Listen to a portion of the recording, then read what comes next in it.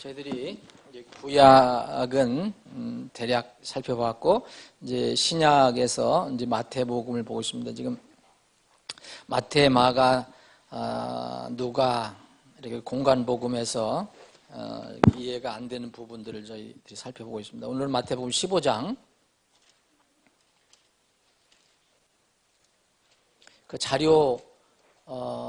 자료를 여기 좀 뒤 안 계시면, 안 가지고 계시면 드리세요.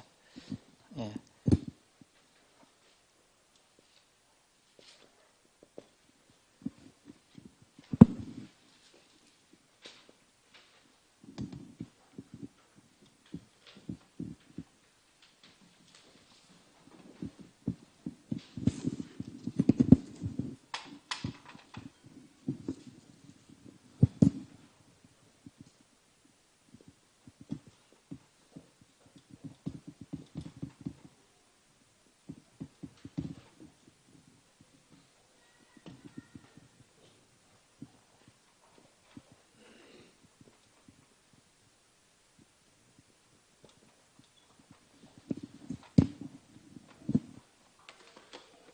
마태복음 15장 그리고 마가복음 7장에 보면 그 유명한 그 이야기가 나오죠. 여러분 잘 아시는 그 딸이 이 마귀가 들려갖고 고통받고 있는 그 어머니 이야기입니다. 여인 이야기. 그래서 딸이 이렇게 고통받으니까 굉장히 괴로워해서 이제 주님을 찾아가는 그런 내용인데, 여기에 이 마태복음에 보면은 이 여인을 여기 21절 보면 두로와 시돈 지방으로 들어가셨는데, 거기에 어떤 가나안 여자가, 그렇게 돼 있잖아요. 어떤 가나안 여자가 바로 그 지방에서 나와. 그래서 그 가나안 여인이라고 이렇게 설명해 주고 있습니다. 마가복음 7장에 보면 같은 이야기인데, 두로와 시돈 지방으로 들어가셨는데 한 집으로 들어가셨다. 그런데 거기에 어떤 여인이 있다. 딸이 이 마귀 들린 딸인데, 그 여인이, 그 엄마, 그 여자는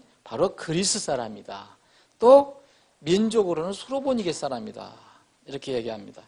그래서 어떤 사람들은 이게 저기 가나안 여자가 맞냐, 수로보니게 여인이 맞냐, 또 그리스 사람이 맞냐, 이렇게 이야기하는 경우가 있습니다. 그래서 이거는 뭐 굉장히 간단한 이야기입니다. 이 두로와 시돈 지방에서 만난 그 여인은 가나안 여인이라고 마태복음을 했고, 마가복음에는 그리스인이라고 했고, 또 수로보니게 사람이라고 했는데, 결론적으로는 다 맞는 것입니다. 무슨 얘기냐면 이 예수님이 이 땅에 계셔서 공생애를 하셨을 때, 사역하셨을 때 그 수로보니게, 영어로 사이로피니시아라고 하는데, 이 수로보니게를 우리는 번역을 했습니다. 이 수로보니게라는 그런 지역은, 그 이름을 가지고 있는 지역은 옛날 그리스의 한 지방입니다. 지방이고, 여기 살고 있었던 이 여인이 여기 살고 있었는데, 이 여인은 그 족적으로 보면 이 수로보니게라고 그랬지만, 그 이전을 거슬러 올라가 보면 가나안의 후손이었습니다. 가나안의 후손. 가나안을 보면 창세기 10장을 보면 함과 야벳과 셋의 그 후손으로 나오는 중에서 함의 후손입니다. 그래서 어쨌든 가나안 여인이라고 불렸던 것은 그 땅도 가나안이었지만 그 팔레스타인이 그 가나안 족속, 옛날 가나안 족속 후손이었다. 그래서 가나안 여인으로 불려진 것입니다. 그래서 가나안 여자라는 것도 틀린 것이 아니고요. 또 수로보니게라고 한 것도 틀린 게 아닙니다. 이 수로보니게는 그때, 여기 수로보니게라는 것은 앞에 사이로라는 것은 시리아를 얘기하고요.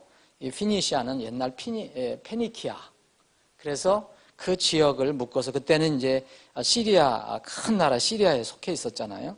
그래서 이게 복잡하죠, 지역으로는. 왜냐하면 시리아가 또 한 번 점령했고, 이제 예수님 계실 때는 로마였었고, 그전에는 또 그리스가 점령했었고, 여러 그런 그 환경이 있었기 때문에 이런 이야기가, 이런 말이 나온 겁니다. 지금 이 명칭이 복잡한 것은 지금 이 시대에도 마찬가지거든요. 예를 들어서 우리나라도 지금 이제 국제 결혼이 많이 이루어지고 있는데, 그렇죠? 국제 결혼 많이 이루어지고 있잖아요. 예를 들어서 이제 필리핀에서 많이 필리핀 뭐 제일 많이 오는 데가 어딘가 필리핀 뭐 이런 데서 많이 오잖아요. 결혼 국제 결혼하는데 필리핀에 예를 들어서 일로일로 우리가 이렇게 같이 교제하고 있는 독립침례교들이 있는 일로일로 지역 거기에서 이제 그 예를 들어 강원도 화천으로 이사를 왔다. 그러니까 이제 시집을 왔다. 그러면 그 여인은 그 부인은 필리핀에서 온 사람이니까 필리핀 사람이라고 불리고요. 또 구체적으로 필리핀 어디냐 하면 일로일로 사람이라고도 할 수도 있습니다. 그리고 또 거기서 한국에 와서 화천에 와서 살기 때문에 결국은 또 강원도 화천 사람입니다. 그러니까 어디 이렇게 만약 이래서 필리핀 사람이다, 일로일로 사람이다, 강원도 화천 사람이다, 그게 잘못된 게 아니라는 거죠. 또 우리는 외국에 나가면은 우리 그 우선 크게 생각할 때 이 아시아 사람으로 이게 분류가 됩니다. 아시아 사람, 서양이 아니라 아시아 사람입니다. 아시아 하면은 구체적으로 어디냐, 한국이냐, 일본이냐, 중국이냐 이렇게 많이 묻고요. 그래서 우리 아시아인으로도 이렇게 분류가 되거든요. 미국에서 이렇게 태어난 사람을 보고 이 코리안 아메리칸이라고 합니다. 한국인인데 한국인 미국 국적을 가진 사람이죠. 국적은 미국이에요. 근데 생김새는 한국 사람이에요. 근데 인종으로 보면 또 미국에서는 아시안 사람이라고 합니다. 아시안 사람. 그래서 이런 것은 잘못된 게 아니고 우리가 이제 성경의 그 구체적인 지역이라든지 그 배경을 우리가 잘 몰라서 그런 것이지 이런 것들은 다 잘못된 거 아니다. 마태복음에서 나온 가나안 여자도 이 여인의 그 배경을 얘기한 거고 마가복음에서 나와 있는 그리스 사람, 수로보니게 사람도 다 맞는 것이다. 그건 문제가 아니죠. 그래서 이런 거 가지고 우리가 성경에 의심을 가지서는 안 됩니다. 우리가 이 문제를 잠깐 이렇게 짚고 넘어가 보면 여기서 가나안 여인, 이 그리스 사람이었고 그리스 사람이라는 것은 이방인을 얘기하는 거거든요. 유대인들은 그때 당시에 자기들 민족만 선민이라고 했고 이 다른 나라 사람들은 다 이교도 이방이라고 그랬어요. 그래서 이 유대인들로부터 이방인으로 지칭받았던 이 가나안 여인이 유대인들을 제치고 예수님으로부터 칭찬을 받습니다. 이 내용은 그거예요. 사실 이게 무슨 이름 이런 게 맞느냐 틀리느냐 그거보다도 이 이야기는 그 여인의 그 믿음에 관해서 성경이 기록한 거거든요. 이 여인 출신은 가나안 사람이고 또 그리스 배경이고 그러니까 이방인입니다. 수로보니게 사람이고 그런데 예수님부터 칭찬을 받았습니다. 여러분 읽어보시면 이 여인에게 주님께서 그렇게 칭찬한 사람들이 나오는데 대부분 유대인들은 칭찬을 못 받았습니다. 근데 그 이방인들이 참 큰 믿음을 가졌다. 어떤 때는 예수님이 놀라 정도였습니다. 로마도 이방인이었잖아요. 로마 백부장도 이방인인데 예수님께서 그 백부장의 믿음을 보고 놀라셨다라고 얘기합니다. 근데 이 여인도 여러분들 쭉 읽어보시면 예수님께서 이렇게 얘기합니다. 내 믿음이 크다. 여인아, 네 믿음이 정말 크다.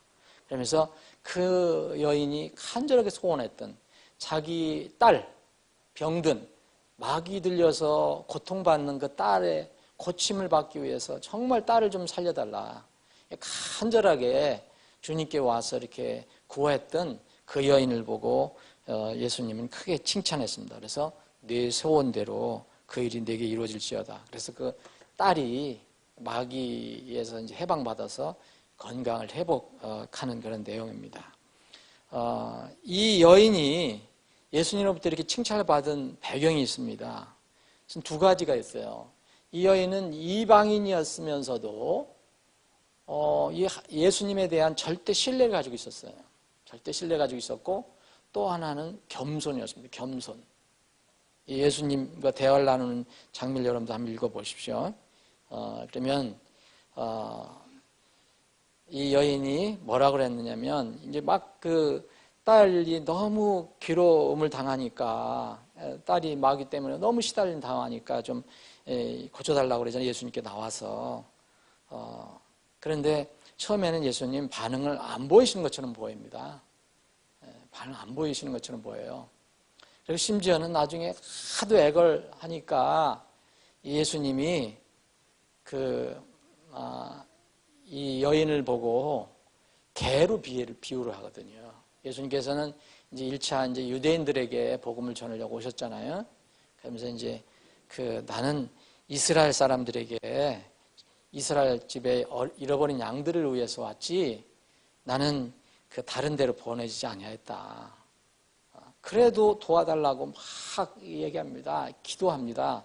그럴 때 예수님은 그 여인에게 얘기합니다. 하나님 자녀들 빵을 집어갖고 개들에게 던져줄 수 없다. 이런 말씀을 하시거든요. 굉장히 가혹한 말씀처럼 들리잖아요. 근데 이 여인이 이 말을 듣고도 절대 물러서지 않습니다. 여러분 어때요? 저는 이것을 이 명칭 문제가 중요한 게 아니고 이것을 준비하면서 이 여인의 믿음을 다시 한번 생각해 봤는데 우리를 대입해 보면 여러분들 이런 상황이 어떻게 해요? 거의 자존심 때문에 다 떨어져 나갑니다. 그렇죠? 입에서 뭐가 나오고, 예? 그렇죠? 뭐 깨끗하니 뭐니 이렇게 해서 나오고 떠날 거예요. 그런데 예수님께서 그랬어요. 자녀들의 빵을 집어서 그 개들에게 던지는 것 정말 마땅치 않다. 그 여인에게 거의 모욕 아닙니까? 예? 그런데 이 여인은 오직 하나, 이분은 분명히 우리 딸을 고쳐줄 수 있는 분이고 정말 사랑의 하나님이라 했으니까 뭔가 있으실 거다. 뭐가 뜻이 있을 것이다. 그래서 그 말씀 맞다. 사실 저는 이방인입니다. 유대인들이 얘기하는 저는 유대인들이 이방인들에게 개라고 그랬거든요. 그러니까 그거 맞다. 인정을 합니다. 근데 개도 자기 주인의 상에서 떨어져 나오는 그런 빵 부스러기를 먹지 않습니까? 그렇게 살지 않습니까? 그래서 예수님이 정말 내 믿음이 크다 그랬어요. 자, 예수님이 어떤 시험을 한 거죠. 이 여인의 믿음을. 그래서 이 여인은 이래서 그 소원을 성취를 하게 됩니다. 그 소원 성취는 딱 하나예요. 자기 몸이 아니고 자기 딸의 병든 것을 회복받기 위해서 그렇게 간절히 기도한 겁니다. 이 시대에는 이것을 적용할 수가 있어요. 이 시대에 이런 마귀 들려서 병든 것을 그러니까 일단 영적으로 구원 못 받은 것을 얘기하잖아요. 여러분 그 마귀의 그 권세에 눌려 있잖아요, 우리가. 세상 사람들 그렇잖아요. 자기는 몸이 건강하고 세상에서 잘 나간다 하더라도 하나님 보실 때는 구원을 못 받으면 마귀의 그 자식이라고 그랬거든요. 그 우리는 우리 가족이든 자녀든 이웃들이든 이런 사람들이 있잖아요. 그럼 정말 자녀들이 구원받기를 위해서 정말 하나님께 매어달리는가? 사실 그러잖아요. 병든 것을 고치는 거지만 이 여인은요. 우리 요새 이제 그 기도 공부를 하고 있는데 이 여인은 우리가 이제 오늘 오후에 공부할 정말 끈질기게 기도하라는 그 교훈의 여러 모델 중에 하나입니다. 이 여인이 처음에 예수님께 찾아왔잖아요. 근데 사실 여기에 보면 네 번째 구합니다. 네 번째. 가나안 여인이 예수님께 찾아왔어요. 긍휼을 베풀어 달라고. 정말 내게 긍휼을 베풀어 달라고. 우리 딸이 이렇게 됐다. 사실 이거 구하는 거거든요. 근데 한 말씀도 안 하셔요. 예수님께서. 그래서 그 제자들이 우리 저 여인이 자꾸 따라오니까 귀찮으니까 우리 내보내라고 예수님께 그랬는데 그래도 어떻게 해서든지 이게 여인을 소리 지르고 따라오니까 그녀를 어떻게 해결해서 내보내라. 예수님께서 또 대답 안 하셔요. 그래서 다른 데로 보내지 않았다. 나는 이스라엘 자녀로 보냈다. 그랬더니 또 그 여인이 와서 그래도 경배하고 또 도와달라고 합니다. 3번. 개라고 얘기했어요. 개들에게 주는 게 마땅치 않다. 그래도 아무 굴하지 않고 또 4번째 와서 기도합니다. 이건 물론 4번으로 끝났지만 이것은 우리에게 낙심하지 말고 정말 항상 기도할 것을 가르쳐주고 있는 겁니다. 이 한 사건을 통해서도 여러 가지 교훈을 얻을 수가 있어요. 자, 64번입니다. 이제 마태복음 20장을 보시면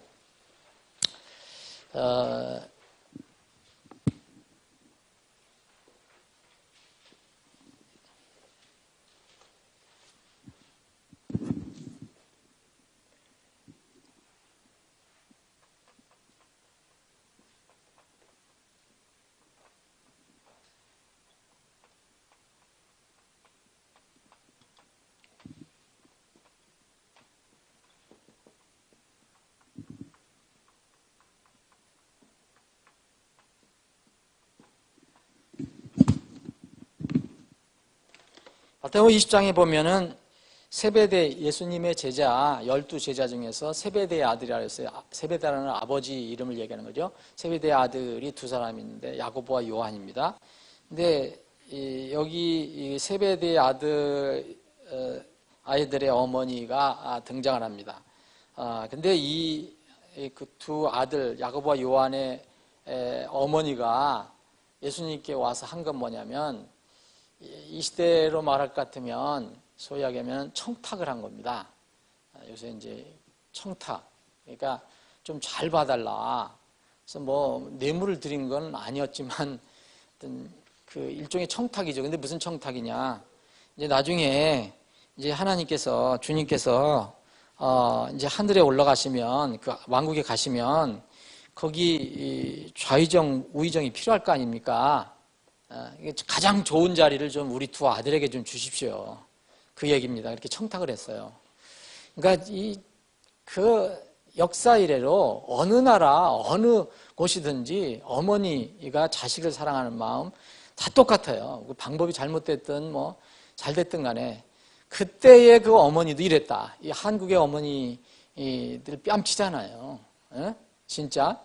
이 하늘에 올라가서 우리 2 아들을 좀 예수님 옆에다가 좀 앉혔으면 좋겠다. 다른 10 제자 제쳐놓고 12제자 중에서 2 우리 아들을 좀 제일 높이 앉혀달라 이 얘기입니다.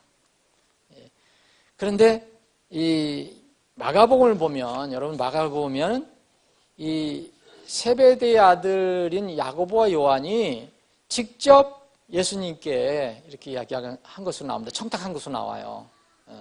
거기 보면 세베대의 아들들인 야고보와 요한이 그분께 나와 이르되 선생님이여 우리가 무엇을 원하든지 선생님께서 우리를 위해 그것을 해주기를 원합니다. 그러니까 뭘 원하느냐 그랬더니 제일 높은 자리 2 알라. 그러니까 어머니가 얘기한 거하고 똑같습니다. 어머니는 우리 아들들 좀 그렇게 해달라 그랬고 이 2 아들은 자기들을 그렇게 좀 해달라고 얘기했습니다.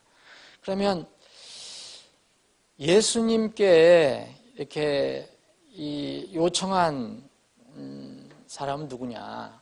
어머니냐? 세베대의 2 아들이냐? 마태복음을 보면 어머니고 마가복음을 보면 야고보와 요한이 직접 한 걸로 보이고 누가 맞는 거냐? 어떻게 된 거냐? 이런 또 질문을 하는 사람이 있습니다. 의심을 가지고 있는 사람이 있는데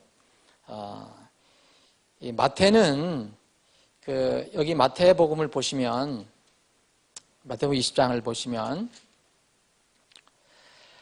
20절 보면 그때에 세베대의 아이들의 어머니가 자 보세요. 거기 중요한 힌트가 하나 나오거든요. 자기 아이들과 함께 그분께 나와 그랬죠. 그분께 나와 그분께 경배하며 그분에게 무엇인가를 바라매 그분께서 그녀에게 이르시되 내가 무엇을 원하느냐. 그러니까 어머니에게 물은 거죠. 그러니까 그 어머니가 그분께 이르되 주의 왕국에서 나의 2 아들이 하나는 주의 오른편에 하나는 왼편에 앉게 허락하옵소서 이렇게 청탁을 합니다. 부탁을 합니다. 근데 마가복음에는 이제 두 아들이 직접 한 걸로 나와요. 어머니는 안 나오고요. 그래서 이것을 이 두 가지 이야기를 하나로 여러분들 큰 그림을 한번 그려보십시오. 그러면은 이제 이해가 됩니다. 마태복음에 의하면 예수님께 나온 사람들이 세 사람입니다.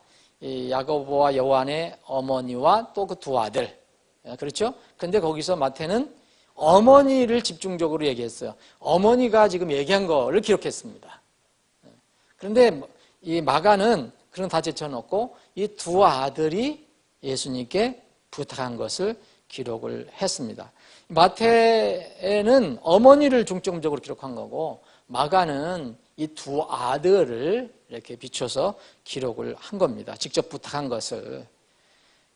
그러면은 이런 이제 그 결론을 내릴 수 있습니다. 이 세 사람이 같이 왔다 그랬잖아요. 마태복음에 보면 분명하잖아요.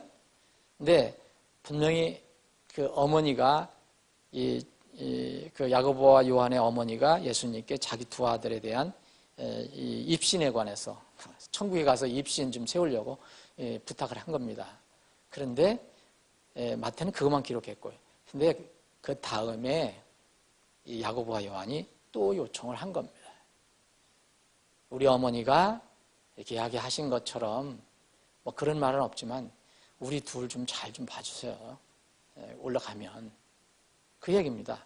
그러니까 사실 세 사람이 다 한 겁니다. 다.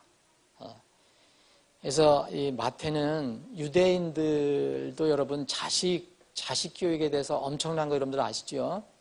이제 성경적으로 이렇게 많은 것을 배울 수가 있지만 그렇다고 해서 다 뭐 부모들이 성경적으로 가르치는 것도 아니고 여기 야고보와 요한의 어머니는 그 자식에 대한 애착, 자식에 대한 사랑, 자식에 대한 교육 이런 건 굉장히 열성이었는데 좀 약간 육신적인 그런 생각이 있었던 엄마인 것 같아요. 근데 유대인의 그 엄마로서 이 그 모습이 우리 한국인의 어머니, 한국인의 부모도 이렇게 잠깐 비춰볼 수가 있습니다. 그래서 이것은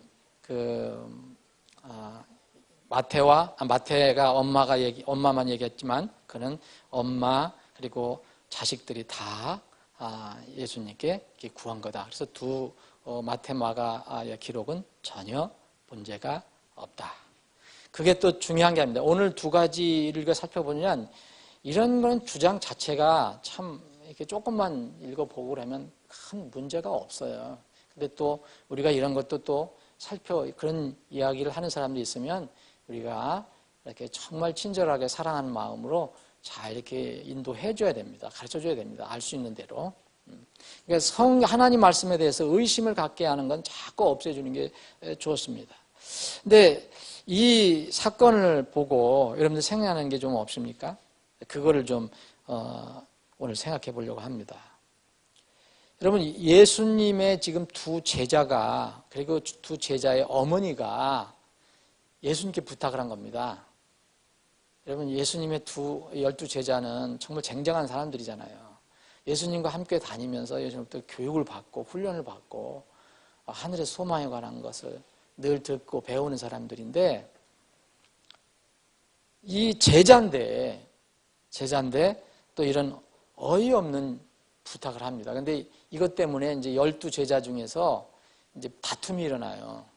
그래서 나머지 10 제자가 이 두 제자를 심히 이제 닥달을 하죠. 막 이 싸움이 일어나잖아요. 막 어떻게 너희들 둘만 그렇게 살짝 이렇게 선생님께 얘기해서 그럴 수가 있느냐.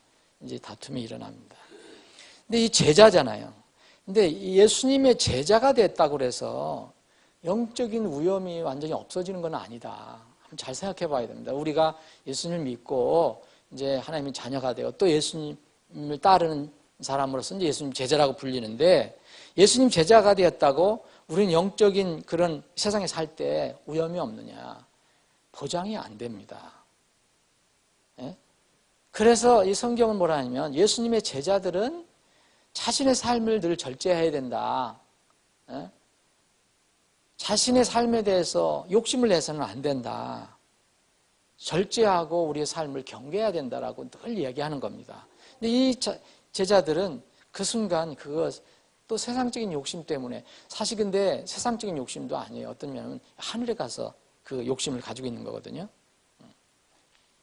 지금 지상에서 예수님하고 같이 다닐 때 보면 이거 좌의정 우의정 해봐야 별 의미가 없거든요. 고통만 더 받는 거고, 그죠? 예수님은 집도 없고 어디 쉴 데도 없는데 거기 뭐 예수님 그 좌의정 우의정 해봐야 똑같이 고난만 받을 것 같고, 그래서 그거에 대한 관심이 없고, 우리가 스스로 이 땅에서 제자로서의 그 예수님의 이름을 위해서 우리 삶을 절제하지 않으면 우리도 모르는 사이에 이렇게 욕심의 탑을 쌓을 수 있습니다. 근데 묘하게 세상 사람들은 그냥 구원받지 않은 사람들은 그냥 거기 세상적인 그런 바탕 위에 쌓는 겁니다. 근데 이 제자들은, 우리 같은 사람들은 우리가 절제하지 않고 정말 이 말씀을 따르지 않으면 어떻게 되냐면 영적인 기초를 쌓아놓고 그 위에다 그걸 쌓는다는 거예요. 그래서 다른 사람들을 보면 더, 세상 사람들이 보면 더 비난을 할 수가 있는 겁니다. 무슨 얘기냐면 예수님 얘기하고 하나님 얘기하고 하늘 얘기하고 거룩 얘기하고 하는데 이 사는 거는 세상 사람들하고 차이가 없고 어떤 데 더 욕심스럽다는 거죠. 그러니까 그게 너무 어글리한 거예요. 이게 보이기가, 이게 매치가 안 되니까 너무 안 좋아 보이는 겁니다. 세상 사람들은 원래 그 바탕 위에 그걸 쌓으니까 그렇게 두드러지지 않는데, 이 믿는 사람들은 믿는데 위에다 그걸 쌓으니까 너무 안 맞잖아요. 여러분, 세상 사람들이 교회를 비판하고 기독교인을 비판하는 거 이유가 뭡니까? 여러분, 그 사람들이 자기들은 거룩하게 삽니까? 그렇지 않거든요. 근데 왜 그렇게 하느냐면 너희들은 예수님 얘기하고 하나님 얘기하지 않냐? 근데 왜 그러냐? 이렇게 얘기하는 겁니다. 간증이 안 되는 거죠. 다행히 예수님 앞에서 그 제자들끼리 이게 문제가 생겼고 어머니까지만 나왔지만, 이게 많은 사람들 앞에서 일어났으면, 만약 많은 무리들 앞에서 일어났으면 얼마나 참 우스운 얘기입니까? 그래서 우리는 정말 더 세상 사람들보다 조심해야 되는 게 뭐냐면, 우리는 영적인 기초를 가지고 있다는 거예요. 그 위에다가 정말 주님이 기뻐하시는 걸 쌓아야 되는데, 우리 육신의 욕심을 위해서 쌓으면 그게 더 참으로 더 더럽게 보인다, 세상 사람들에게. 자, 이 제자들은 지금 구한 것이 뭡니까? 땅에서 예수님 지금 공생애 하시는데 제가 예수님의 제1비서가 되겠습니다. 요한은 제2비서가 되게 해주십시오. 이게 아니었거든요. 뭐였습니까? 나중에 우리가 왕국에 올라가면 거기 가서 좌우를 좀 맡게 해달라고 그랬습니다. 영원롭게 변한 사람이 영원한 하늘에서 썩을 땅의 복을 구하는 것이, 이게 무엇인지도 모르는 거예요, 지금 제자들이. 그러잖아요. 그 하늘에 가는데 영적으로 이제 영화로운 몸으로 바뀌는데, 거기 가서 여전히 지금 땅에서 생각으로 육신의 이 세상의 그 개념을 가지고 욕심을 내는 거예요. 그래서 예수님께서 얘기하셨잖아요. 너희들은 지금 나한테 요청하는 거 무슨 말인지도 모르고 지금 하는 거다 그랬어요. 그러니까 이 구원을 받았으면, 이 땅에서 하나님 자녀가 됐으면, 우리가 이 땅에서 발을 딛고 살아도 생각은 그 하나님과 함께 하늘에 산다면 그 영적인 하늘의 생각을 해야 되는데, 똑같이 이 땅에 있는 것을 대입하려고 그래요. 이렇게 이 제자들이 사실 예수님께 기도한 거잖아요. 부탁한 거 아니에요. 이게 헛된 기도입니다. 헛된 기도. 정말 쓸모없는 헛된 기도. 그러니까 예수님께서 너희들이 도대체 구하는 건 너희들 무엇인지도 모른다 얘기하시지 않았어요? 그래서 너희들 지금 말하는 것도 모르는 거다 지금. 우리가 그런 게 없는가 참 생각해 볼 필요가 있습니다. 예수님께서 응답하실 때 너희가 구하는 것을 너희가 알지 못하는도다. 너희가 구하는 것을 너희가 알지 못한다 지금. 나는 지금 잔을 마실 건데 그 죽음을 앞두고 있는데. 그래서 예수님의 제자가 되었다고, 이 땅에서 영적인 기초를 쌓았다고 우리가 영적으로 이렇게 늘 안전한 건 아닙니다. 그래서 늘 살펴보고 우리를 지켜보고 절제하고 말씀을 따르고 그런 게 중요합니다. 그 두 번째는 이제 이 어머니 야고보와 요한의 어머니에 대해서 부정적인 면을 우리가 지금 살펴봤지만 긍정적인 면을 한번 좀 교훈을 얻기를 원합니다. 이 제자들 사이에 분란을 일으켰거든요. 근데 그 원인은 야고보의 어머니가 아들들에 대한 입신을 요구한 겁니다. 그러니까 선생님께 요구한 거죠. 그래서 어려움이 생겼습니다. 그러면 이 야고보와 요한의 어머니는 부정적으로 잘못되게 얘기했지만 그 어머니가 아들들에 관해서 지금 예수님께 요청을 한 겁니다. 그런데 예수님이 이렇게 해주셨으면 좋겠다. 자기 아들에 대해서 얘기한 겁니다. 여러분, 예수님이 지금 땅에 계신다고 그래요. 여러분들 옆에 계신다. 지금 이 제자들처럼, 어머니일처럼 예수님 옆에 계신다 그러면 제일 먼저 구할 것이 뭐겠습니까? 물론 자기 이제 영혼이 구원받아야 되겠지만, 그러면 제일 가장 가까운 자기 친족, 자기 아들을 위해서 구할 거 아닙니까? 거기서 긍정적인 것을 한번 꺼내 보시기 바랍니다. 자녀들을 위해서 예수님께 복 주시기를 기도하지 않겠느냐 이거예요. 이런 면에서는 이 여인을 막 나무랄 수도 없습니다. 우리가 지금 이 땅에서 사는 동안에 과연 우리 자녀들을 위해서 무엇을 어떻게 하고 있는가? 우리 사랑하는 사람들을 위해서 우리가 무엇을 어떻게 하고 있는가? 우리 자녀들이 아무리 이 세상에서 잘 돼도 지금 이 야고보 요한의 어머니가 얘기한 것처럼 하나님께서 주님의 그 왕국에서 좌우로 앉게 달라 하늘에 못 가면 소용이 없는 거거든요. 그런데 이 어머니는 그래도 하늘에 간다는 것은 믿은 거 아닙니까? 우리 자녀들이 이 세상에서 아무리 잘 돼도 이 하늘에 가지 못하면 무슨 소용이 있습니까?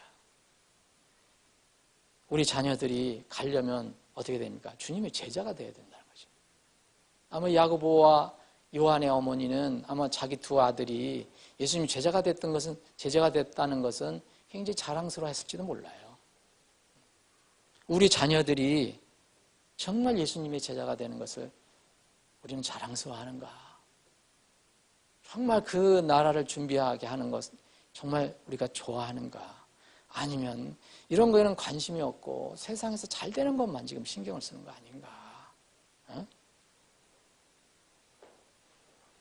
부모의 권위 아래에 있는 우리 자녀들은 사실 부모의 책임입니다. 100%라고 말할 수는 없어요.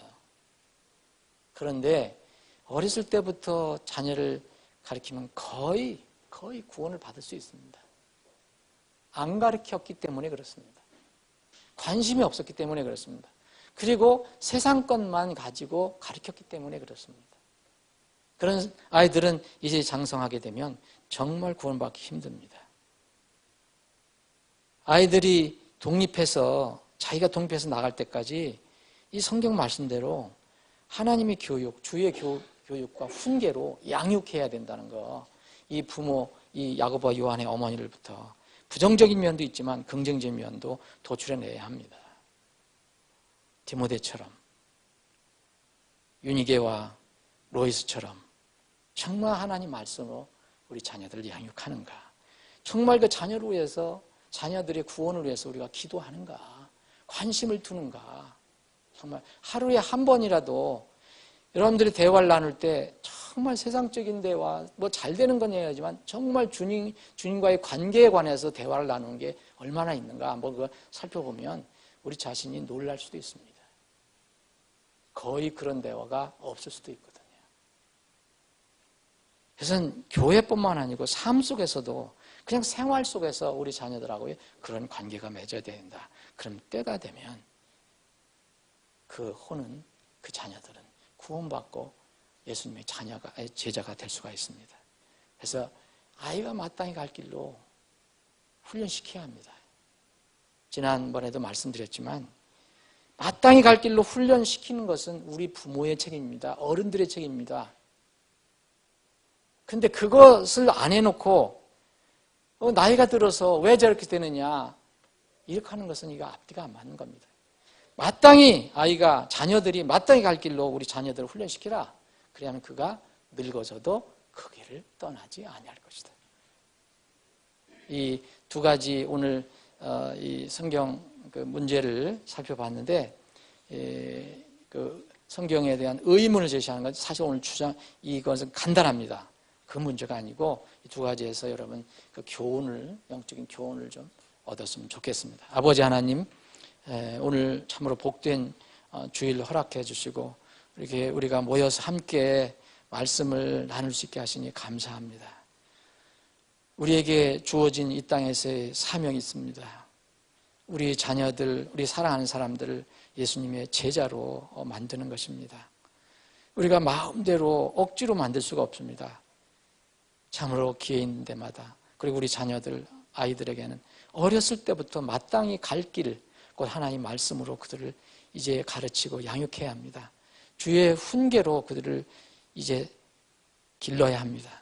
주님, 이 명령을, 하나님의 명령을 우리가 귀담아 들어서 정말 우리 자녀들, 사랑하는 그 사람들을 잘 대하고 양육할 수 있게 하여 주시기를 간절히 원합니다.